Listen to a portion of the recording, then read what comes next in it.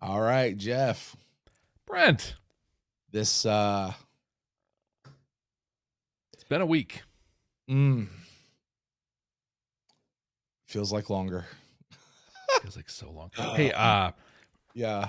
Let's. What do you say? Tell them what we're doing. Let's dive in. Let's just get to it. Spoiler alert! I just want to check the box on this one and move on.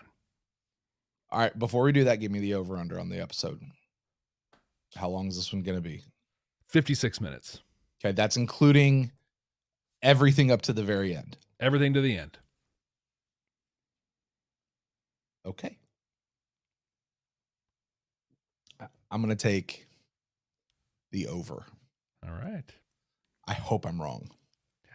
Let's go. Hey, what you guys out there are about to watch is Jeff and I record a thrilling episode for an audio podcast called Babylon 5 for the first time. You guys are here watching the behind the scenes. This is how Jeff and I record an episode. This is what it looks like to record a podcast. You guys get the unedited, unfiltered version. If something goes wrong in the show, you guys get to see it and laugh along at us. Watching all the outtakes as they happen. You'll watch all the tips and techniques of how we podcast, like stay silent when you're not really sure what you're going to say and collect your thoughts and all that sort of stuff. And practice good mic technique. That's important too. Very. All right, Jeff, let's go. At least I should have buffed him just once. Humans form communities. And from that diversity comes a strength. Now get the hell out of our galaxy! The year is 2024. The name of the podcast, Babylon 5. For the first time. Welcome to Babylon 5 for the first time, not a Star Trek podcast. My name is Jeff Akin, and I am the one who was. And I'm Brent Allen, and I am the one who will be. And we're watching Babylon 5 for you, the one who is. Jeff and I are two veteran Star Trek podcasters searching for the important messages that sometimes we call them the Star Trek-like messages. It's really just the important messages that Babylon 5 is delivering in its own unique way. And to be clear, we're looking for Babylon 5 messages, right? Not Star Trek messages. And since this is not a podcast about Star Trek, we play the Rule of 3, which is a game that limits us to a total of and no more than 3 references to Star Trek per episode. That's it. 3. Uno, dos, tres. No substitutions, exchanges, or refund. But if we do make one of those references, that's what you're going to hear. Right, because as we said, this is most definitely not a Star Trek podcast, but those references could slip in from time to time. Now, Jeff mentioned the game, the Rule of 3. There are lots of games we like to play here at Babylon 5 for the first time. One of those games comes up at the end of the show where we take a guess as to what next week's episode is going to be about based on title alone. Well, this is the spot where we play a brand new game called Time to Pay the Piper. Okay, it's not really a brand new game. We've been playing it literally the entire run of the show. We've just now come up with the title for it. 5 seasons in. This is the spot where it is time to revisit our predictions from last week to see if we got it right and pay the piper. So, Jeff, what did you think this episode, Strange Relations, was going to be about? I said we were going to find out what Lochley knew about Sheridan and that it will have something to do with their past relationship. Then I said we're going to get into Lanier and what's going on with his ranger training. Man, that would have been such a better episode. Yeah. Yeah, no points. I mean, I'm going to give you a 1/10 of a point, a 0.1 of a point, because we found out what Lochley sort of knows about Sheridan. I mean, she knows him. Yeah, that was 0.1 of the episode, so might as well be 0.1 of the score. What did you think it was going to be about? Well, I said that this was going to follow right on the heels of last week, and it was going to be about all the relationships on Babylon 5 and all the trouble that being in those relationships are. Sheridan and Lynn getting beef, Sheridan and Lochley with their history, Garibaldi being married, whatever happened to his wife, Londo and G'Kar being Londo and G'Kar, and honestly probably being the most stable relationship on the whole dang station. No points. No. Yeah, we No. missed this one. Yep. Yep. So now if you're listening and you're like, what are they even talking about? They had no idea what the episode was except point one of it. And I don't even get what that's all about. Hey, Brent, can you walk us through what Strange Relations was all about? Well, Jeff, that's the thing, because what was this episode about? I mean, like really, what was it about? Things are getting awkward on Babylon 5. Delenn catches up with Captain Lochley to let her know that she knows, about the thing and why Sheridan chose her for the job. Garibaldi, who happens to be listening right around the corner, suddenly gets very interested. But ultimately, he's let down, as they never really say what the thing is, but we know what it is, right? But this episode really isn't going to be about that. So meanwhile, elsewhere,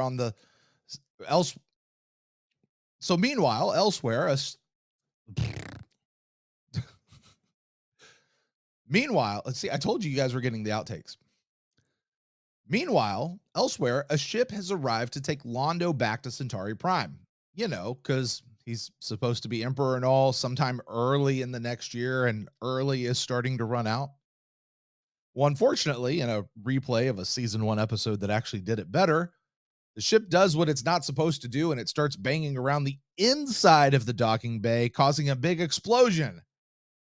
But don't worry, we're not going to have to follow up on this one much either, because this isn't really what the episode is about either. Down in Med Lab, Lita is caught red-handed stealing medical supplies for the telepaths down below, because medicine on Babylon 5 ain't cheap, and they ain't got insurance. But this episode is not ultimately about this either. Lita gets those supplies down to the telepaths, where Byron has really embraced his own messiah complex, complete with telling parables and all.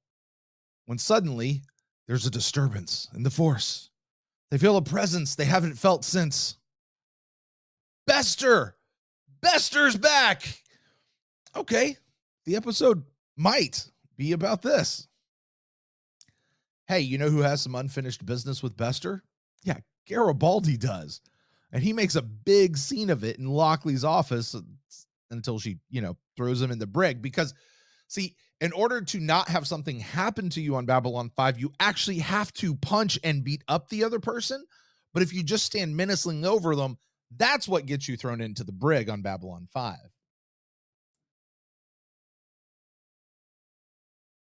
Well, Sheridan doesn't really like the fact that his buddy's been thrown into jail, so he and Lochley have it out, and, well, wouldn't you know it, Sheridan oversteps his boundaries of overriding Lochley yet again. This time, by not allowing Bester to take the telepaths off the station. And just as they settle that, the ambassadorial transport waiting to pick up Londo decides that it can't wait any longer for B5 to fix its docking bay, and so they're going to leave without him, which is a good thing. Because just as the ship heads off for Centauri Prime, it gets blowed up, and it gets blowed up real good. Hey, you think the episode is going to be about this? Because we haven't revisited anything else yet. All right, well, after some quick and really incredibly poor investigative work, it is determined that the bomb must have been planted there and meant for somebody who was boarding the ship from Babylon 5, aka Londo. Okay, now we're starting to get somewhere. This is about to be a whodunit, right? Well, you'd be wrong, because turns out they never really follow up at all, and this isn't what the episode is about either.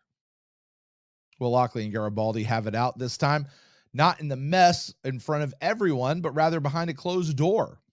Lochley admits that she was from the other side during the war, and also admits that she and Sheridan, hold on to your hats, blow me ever with a leaf on this one, she and Sheridan were married at one point.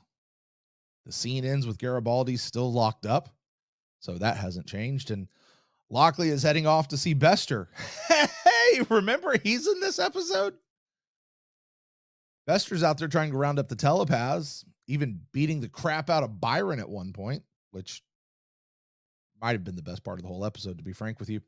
Anyway, well, this recap, like the episode, is getting really long at this point and is just sort of meandering its way around a bunch of different plot points, never really sticking to any one of them.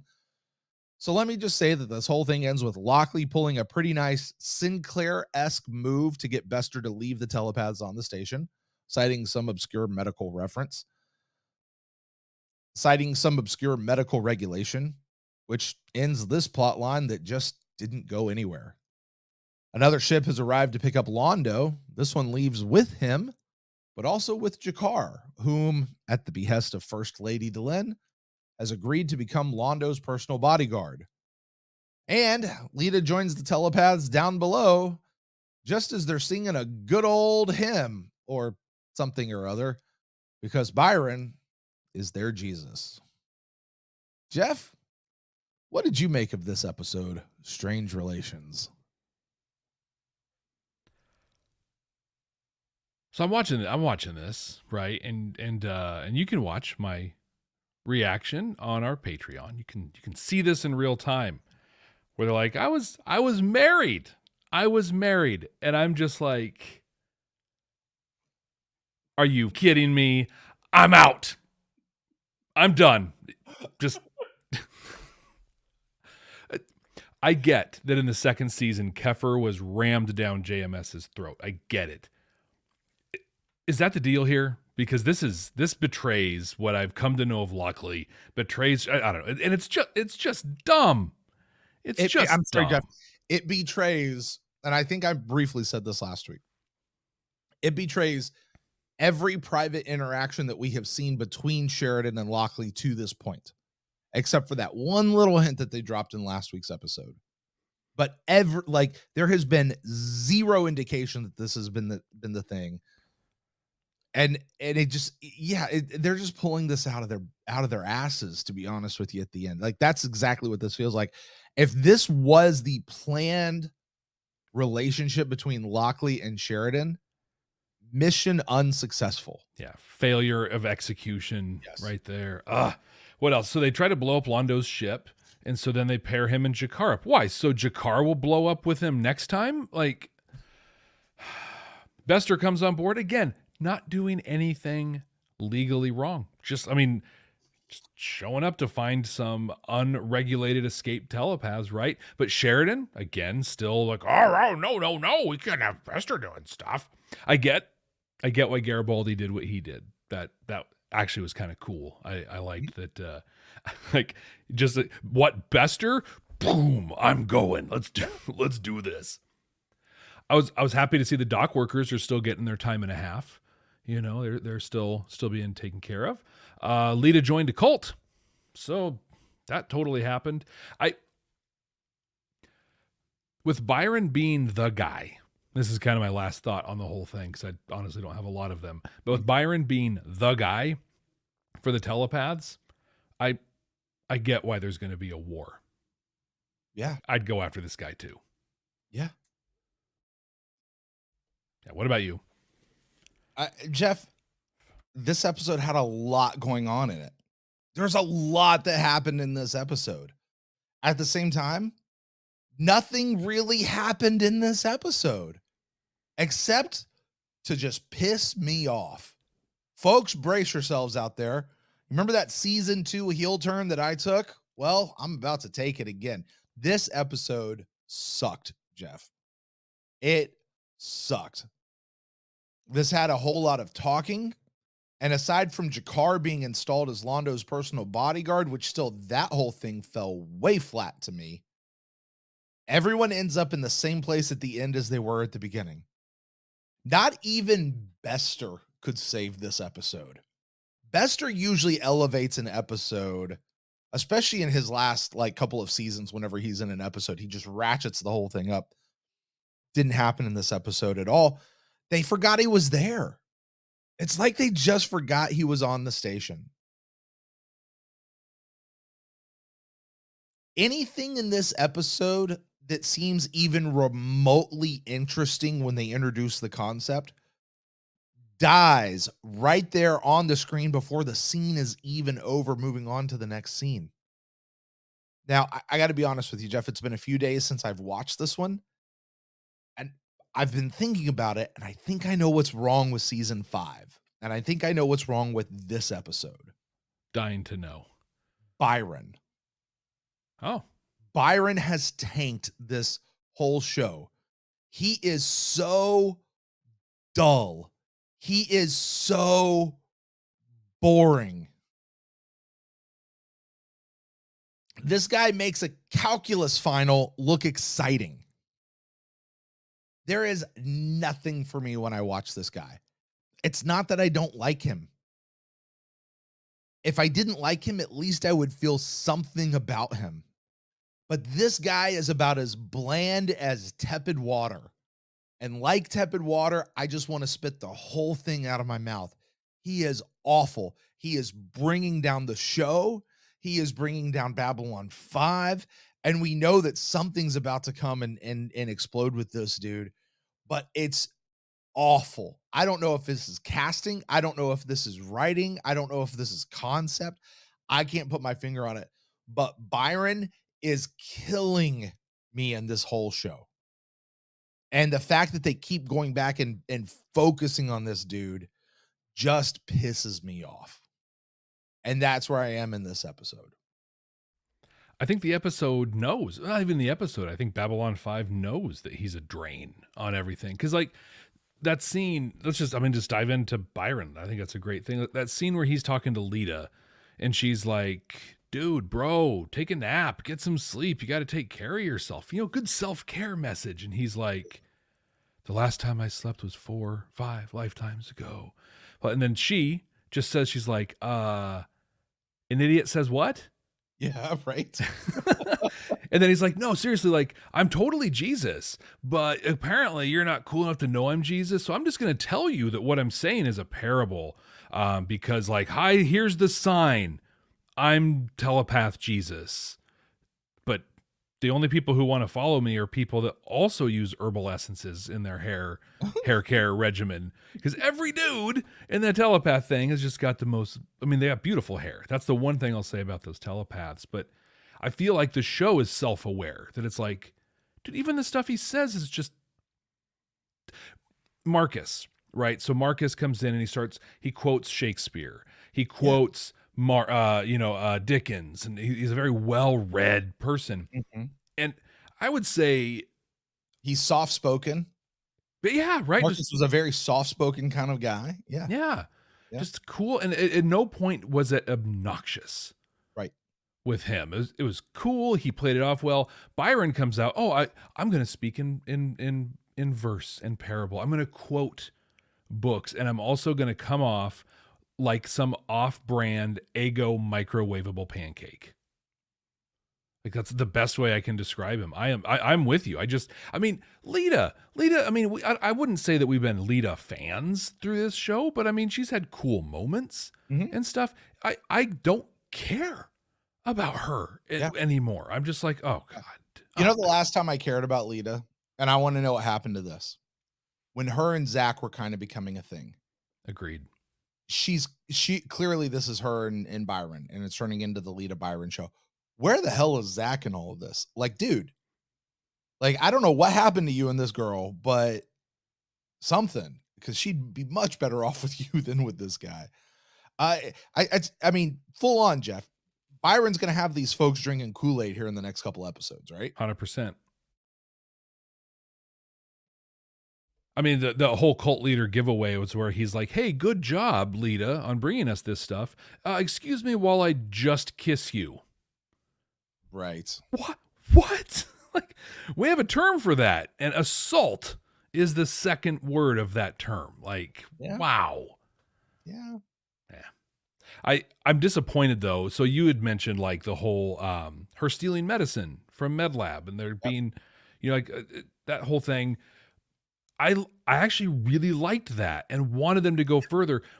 During the COVID days, the response to COVID, we really saw that communities of color and underrepresented people had a baked in distrust of anything the doctor said, or if they were like, hey, come in and say this, because here's me, white dude on my pedestal of privilege. I learned in that time that a lot of people of color and communities of color were subjected to just horrible medical treatment for generations, right? And so I can sit here on my high horse and be like, well, just listen to what the doctors say. They're doctors. Why? Yeah, let me tell you what doctors have done. Babylon 5, do that. Do that story with the telepaths. You got the Underground Railroad. You got everything laid out for this cool story. Do you remember when Franklin got caught having a free clinic down below? Yeah, Quality of Mercy. Like, dude, I mean, Franklin's all about this kind of stuff. Set it up. Go there with it. But we get none of that. Nothing. No. It's all just to set up. It's not what the episode's about. No, it's not. No. So now here's the thing, Jeff. I can hear the keyboards clacking right now. People that know what's happening. People are like, you just don't understand foreshadowing. This is world building. This is setting stuff up. You remember those middle episodes of season 4? Like once we got past the Vorlon shadow thing, before the Earth Civil War really got started, there was that run of like 7, 8 episodes, maybe 9 episodes right in the middle that were like, what the hell is going on here?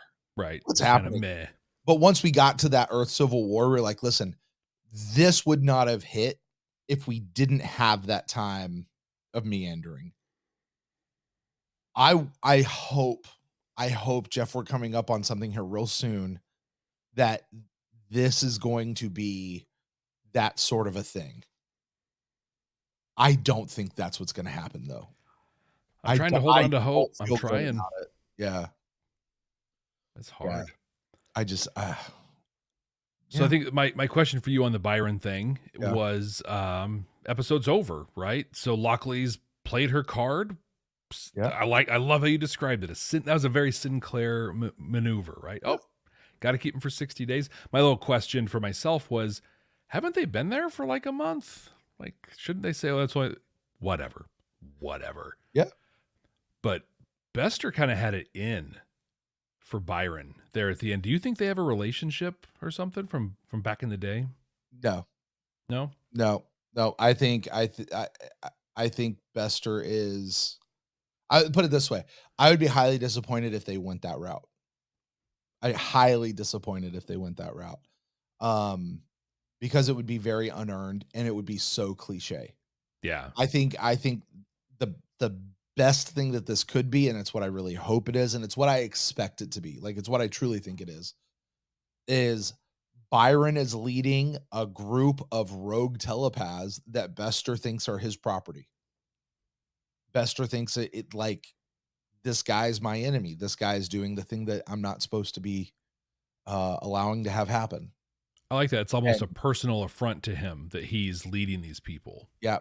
It would be...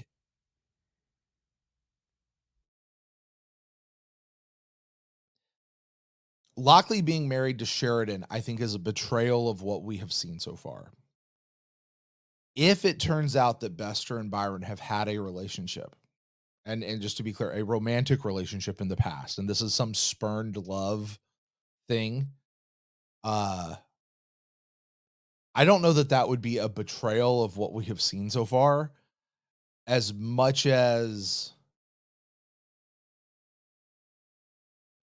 over cliche of storytelling, because this is not an episode. This is not a storyline that needs that to be the motivating factor. When we have already established Bester's motivating factor is control. Is control over all the telepaths. So that's what it should be. And yeah. Do you think maybe they grew up in the Corps together or anything? I don't think Byron's been in the Corps. I don't think he ever went to the Corps. I don't think like he was in the Corps and then he got out or anything like that. I don't think that's it at all. Maybe like his parents kind of kept him on the run, sort of a thing. Yeah. I think this dude's been out and free. Maybe he escaped as a youth or something like that, but he never graduated and joined the Corps or whatever. Like this guy would have been... This guy's been doing this Jesus thing for a long time. Jesus in training. He's a jit. Yeah. Well, I mean, how long does it take to grow out that beautiful long hair? Seriously. I mean, it's been at least that long for him. Yeah, there's a lot of hot oil treatments going into that. Yes. But hey, listen, at least we know they don't got split ends in the future. Exactly. They're well cared for. Yes. Yes. For people who have no money and don't believe in technology, have lived on the run for, I mean, so much they're malnourished, dehydrated, but he's clean shaven. Yeah, perfectly. Clean shaven, yeah. And he's perfectly clean. Notice the other ones look a little dirty, a little scrungy. He's glowing. You ever wonder what it smells like down there? Like in that little, like when Bester's down there and he's harassing Lita because he's like, yeah, you took out 2 of my guys. What if I come down with a dozen? Let's see what you got. Just totally unfazed by her. She's starting to sweat. You ever think about like, what did it smell like down there? I feel like I know what it smells like down there, and it's not good. Yeah, not unpleasant. Is the yes. I will describe it. I don't know if anybody can picture this. Have you heard at Walt Disney World about the tunnels that exist under Walt Disney World? Yes, yeah. Okay. They truly only exist under Magic Kingdom. Hollywood Studios has a little tunnel kind of towards the back of it, barely qualifies. Magic Kingdom has the tunnels. They're not impressive. Just they are utilidor access ways. There are a few places where there are big, huge trash cans down there, like dumpsters, kind of thing. You know what it smells like when you're in an enclosed area and dumpster? That's what the whole thing, I think, smells like. Just nasty dirt, enclosed, wet garbage, stale soda, kind of. Air is not moving very well through there. It's all recirculated. It just, everything has sort of a musty feel to it. Yeah. That's what it's like. Oh. Yeah. Yeah. So on Londo and G'Kar, I got one question. Who's trying to kill Londo?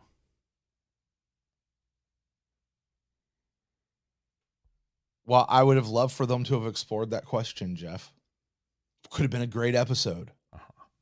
How did you come up with the conclusion, really, that it had to be somebody on this station?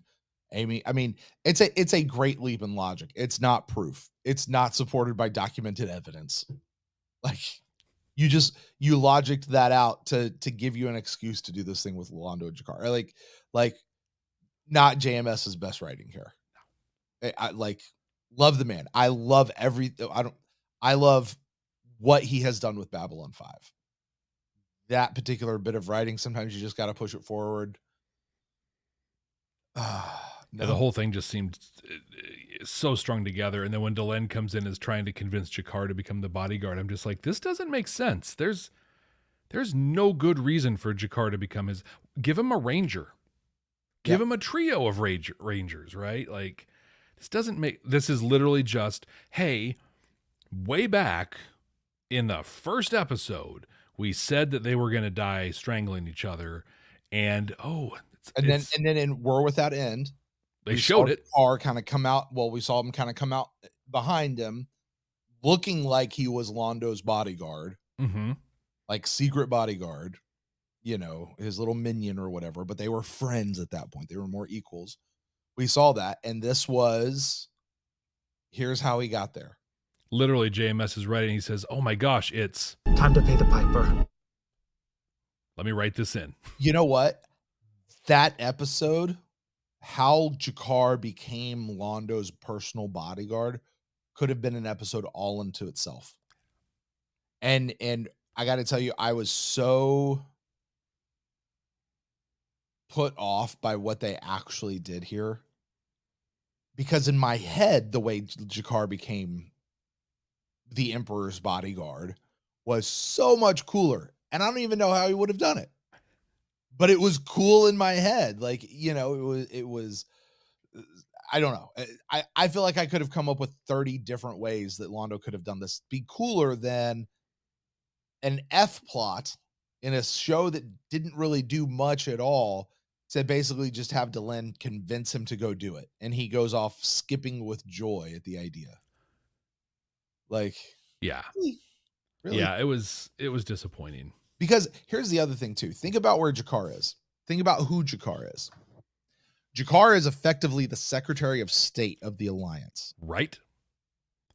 G'Kar, Citizen G'Kar, the last surviving member of the Kari, in a Narn that is rebuilding itself. First of all,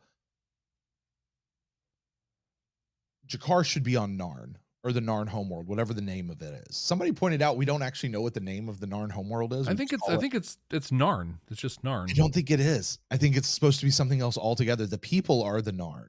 We can't pronounce it with our feeble human tongues.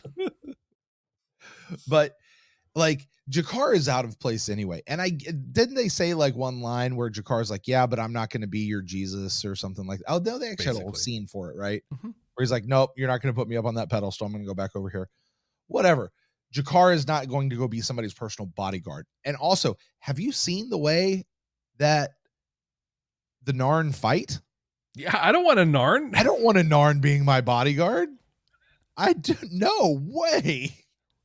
Give me that Tanir guy, who knows how to use the Dembok. Give me a Ranger. Give me a Minbari. Hell, give me a Centauri. Centauri can kick butt, man. Right? Give me somebody out of the Mudado. Yeah. Right? This is where Walker Smith comes back. This is time. Right. G'Kar, not so much. G'Kar's a speechwriter, right? He's a poet. He's a poet. He is writing the book of G'Kar. He's his own messianic figure. He's building the mythos of the Interstellar Alliance. Mm-hmm. And now he's going to go play bodyguard. And one, to your point, we never got any closure on how Narn is being rebuilt, governed, or anything. Not even a mention. Nothing. Nope. Zilch. Then, on top of that, is G'Kar also the Narn ambassador? Are the Narn going to be unrepresented now? Or do we get Talon? Maybe this is Talon comes back. He wears his sword and he comes back. That'd be cool. I'd be all right with Talon being around. But it's just, to me, it just feels like, hey, we are built. How many episodes this season have I brought up? Like, how did this happen with the Alliance? Why are they doing this? They don't have this infrastructure. Yep. Literally, the guy building that, they're sending away. Yeah. What? Yeah. Hey, so Alexander Hamilton, thanks for all your work. Get on the boat. See you later. Right.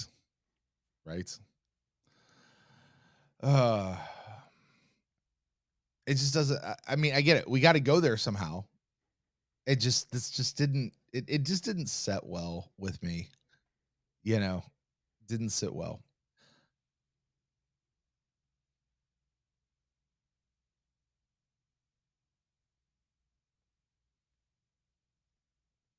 Jeff, that's all I got on this episode, man. I have a couple little things. Okay. I have some confusion around the power structure on the station, Earth Force, security, all this kind of stuff. Right? Everyone has questions about that. We don't know. Go ahead. What you got? So Zach calls up to, I think it was to Lochley, and says, "Hey, I've got these orders. We got to give the telepaths up." And I'm like, "Well, where are the orders from? They're direct from Earth Dome." Well, then we have no choice. We have to follow them. But Zach's wearing his Alliance uniform. Yep. So do you work for Franklin? They had I like this idea they had for Franklin. Hey, go study interspecies virology and medical stuff. I like that. That's a good fit for him. But there's hey, I'm going to swing by and tell Lochley because MedLab is her thing and she's got to staff it. But I felt like he was kind of asking permission. And he's doing that wearing his Interstellar Alliance uniform again. So I'm just not sure, like, what's happening there.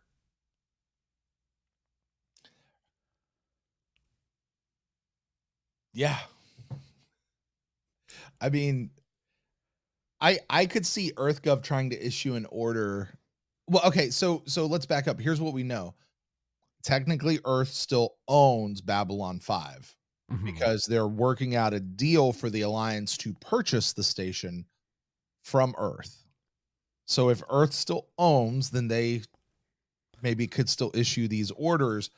not Garibaldi, Zach, working as the Alliance chief of security here, still has to follow those orders, especially given that Lochley has to follow those orders.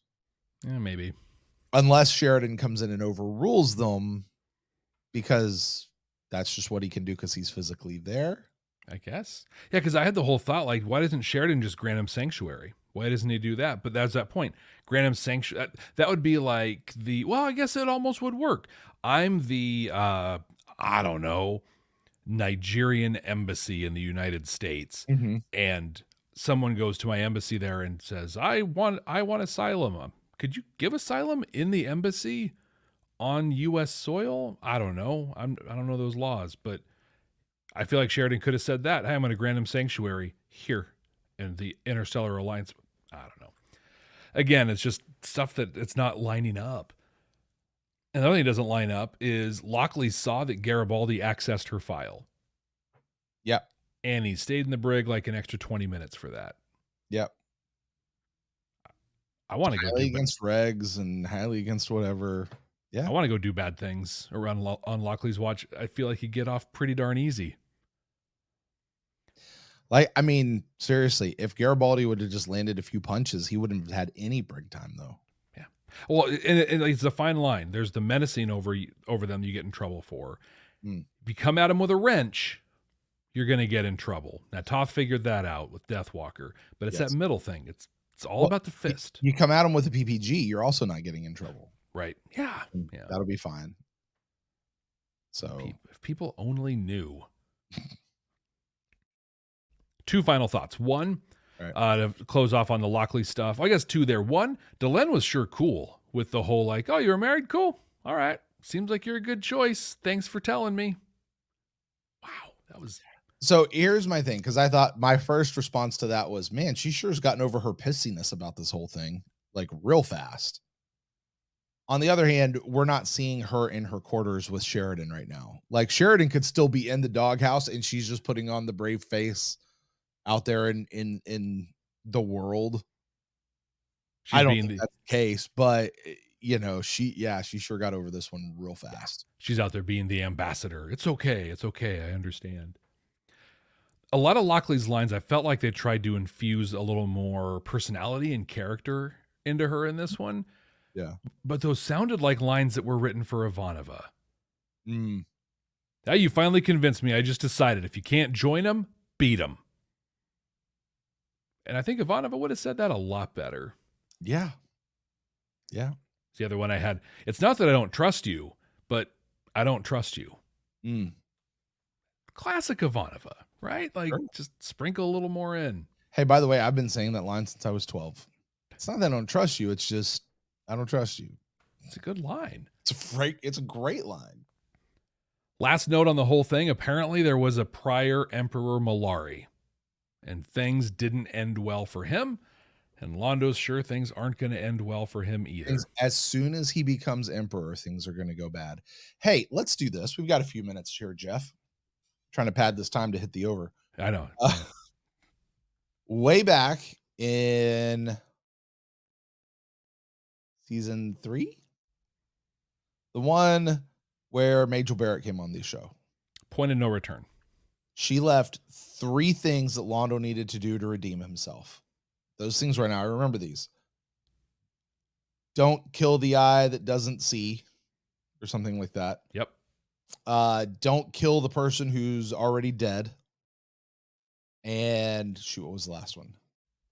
You probably remember really well. It's the face the thing you fear the most.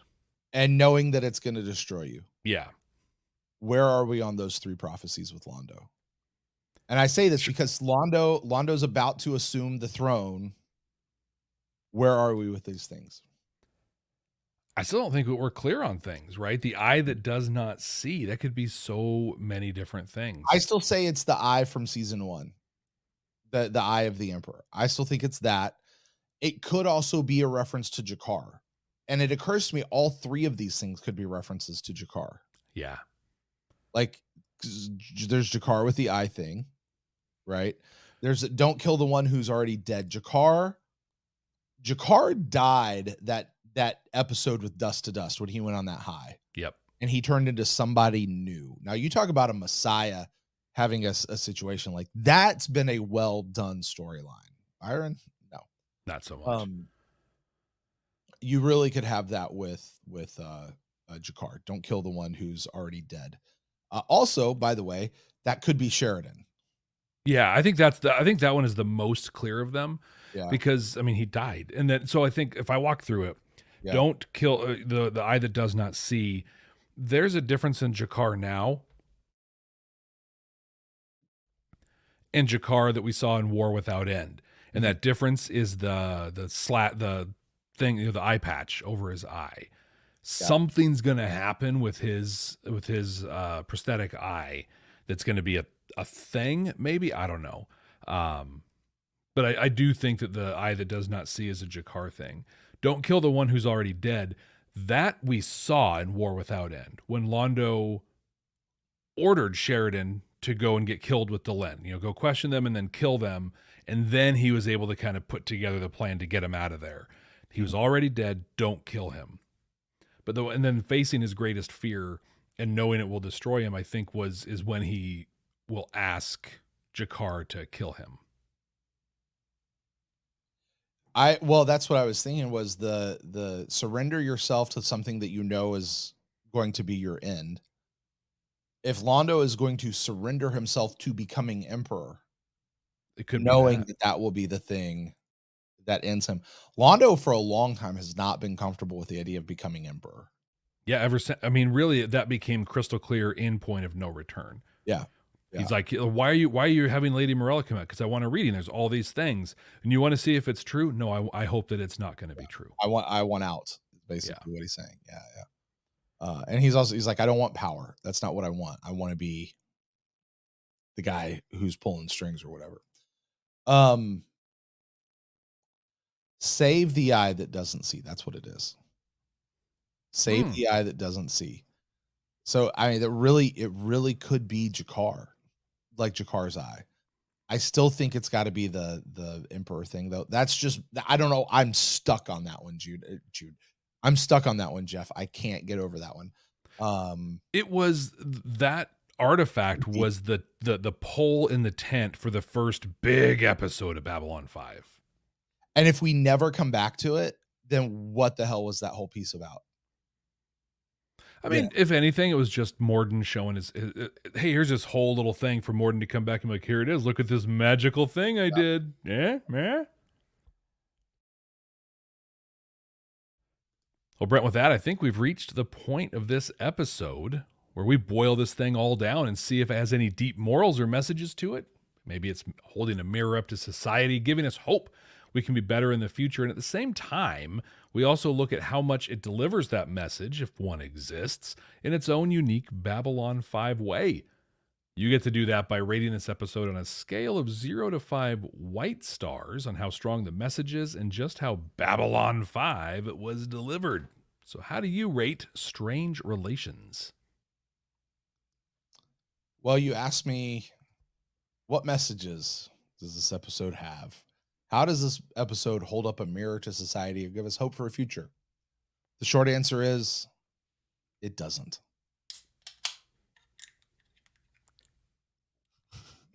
Excuse me while I crack this bad boy open. I'm looking forward to this one. You know, Jeff, they make mute buttons. I thought I hit it.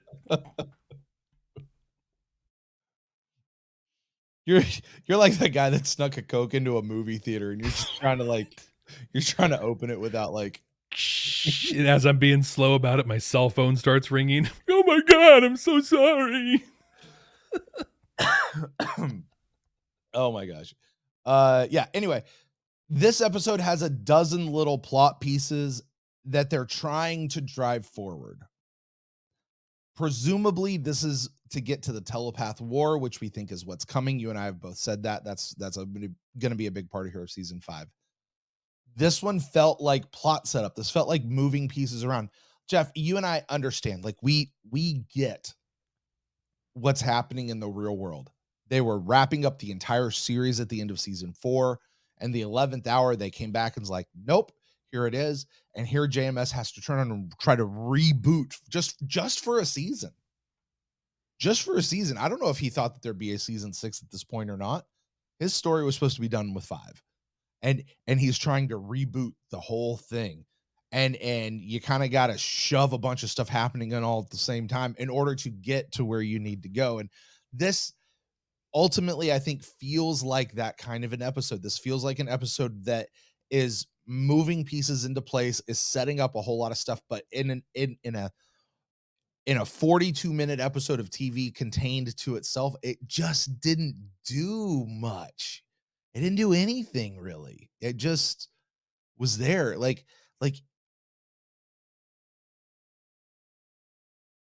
yeah. So anyway, there's no real message here, Jeff. There's just not, whether it's intentional or otherwise. Sometimes there's an unintentional message that comes out. I looked at Delenn's talk with Londo and G'Kar, trying to pull something out of there, and it really wasn't about a message or Delenn saying something really cool. It was about furthering the plot and getting Londo and G'Kar together. Like that, what needed to happen at the end was G'Kar needed to be Londo's bodyguard so we can move forward with whatever we got coming up next. Jeff, you know how we used to say that there were Star Trek episodes that would get 0 deltas? Well, this is an episode that gets 0 white stars.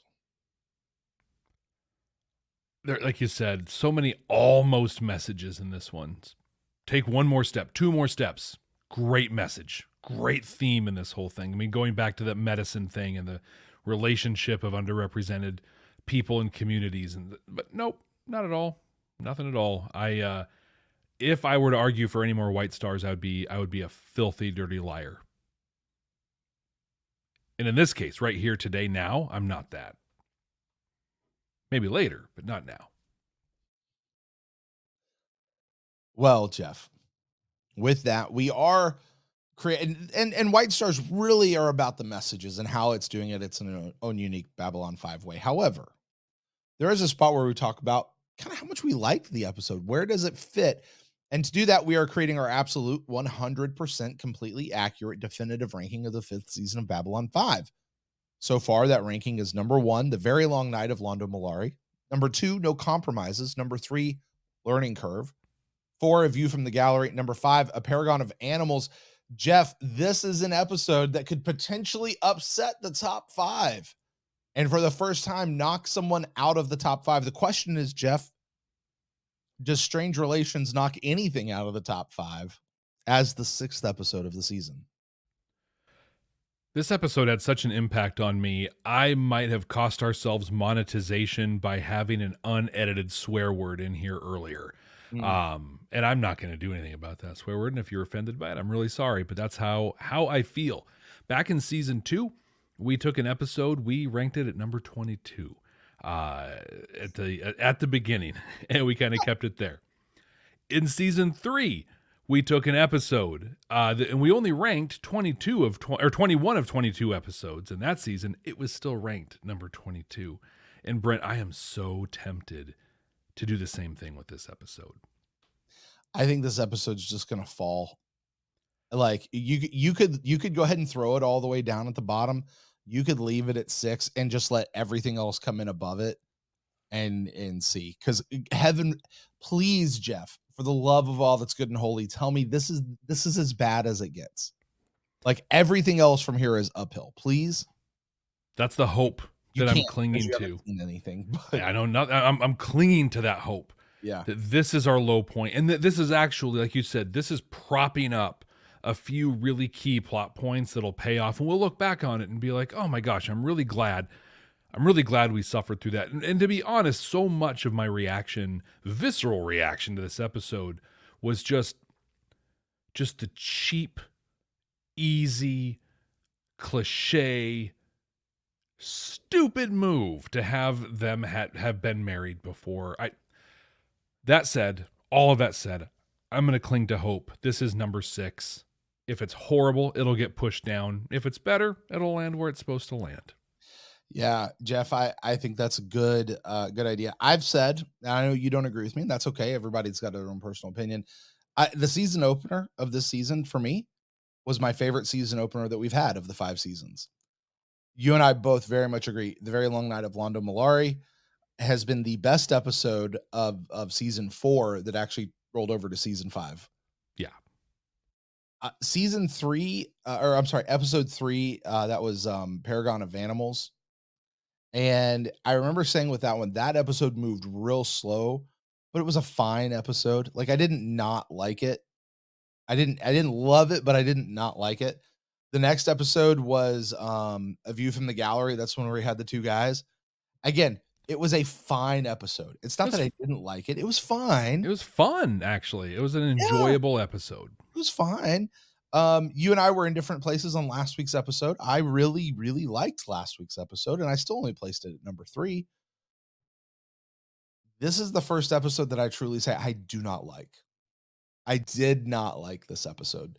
So, yes, number 6. And I agree with you, Jeff. Not that it makes a difference at this point, but I agree with you that you're not just dropping it all the way down to 22. Like, I kind of just want to let it fall. You know, just let it go. And you're right, if it's not number 22 in the ranking by the time we're done, then it'll stop falling where it's supposed to stop falling. Yeah. And there'll be something worse than this. But Brent, it feels good to say this. That's it for Strange Relations. Next week, we're watching Secrets of the Soul for the first time. You talked about it back near the beginning of the episode, but we play a game every week where we look at the title of the episode. We don't look at thumbnails, we don't look at descriptions or anything else, and we guess what that episode's going to be about. We predict what the episode will be about based on the title alone. Brent, what do you think Secrets of the Soul is going to be about? Jeff, please let me be right about this one. This is a Lanier episode. We're finally going to get back to Ranger Lanier and Le Chotak, whatever they call themselves. Lanier. We're going to see what's going on with him over in Ranger School. I think we should have seen him a few episodes back when the guys came to the station. But this is time to catch up with Lanier. That's what I got. What do you got? We're going to have Londo, and we're getting the buddy cop episode that you've been crying for almost a season. Londo and G'Kar sharing secrets, sharing stories. It's Racing Mars with Londo and G'Kar instead of Marcus and Franklin. Oh, that was a fun episode. Yeah. I like it. To Marcus. Rip to Marcus. I I think the episode will end with them arriving on Centauri Prime and being told that in the next episode, they're going to have the big coronation and ceremony for him. They'll arrive on Centauri Prime and the regent will have died. Yep. Oh, Londo, you just missed it. He died. Get ready. Tomorrow morning, we have a feast and you will be named emperor. Bum, bum, bum. We'll find out right here next week. Thank you all so much for joining us. Don't forget to subscribe wherever you're listening or watching. Leave us a rating and a review, and please share this podcast with someone that's either already in love with Babylon 5 or about to fall in love with this incredible series. So, Brent, until next time. Actually, Brent, I have a question for you. Do you? Okay, shoot. Do you want to stick around and watch the next episode together, like right now? Yes. Let's get the hell out of here. Let's do it. Initiating getting the hell out of here maneuver. We're not some deep space franchise. This station is about something. Yeah, the joke was supposed to be, no, I don't want to watch any more episodes. I'm out of here. Oh. No, I was like, yes. Yeah. Let's get this one out of my mouth. Yes. Jeff, you are at 54 minutes on record time. Yep. You are 2 minutes under.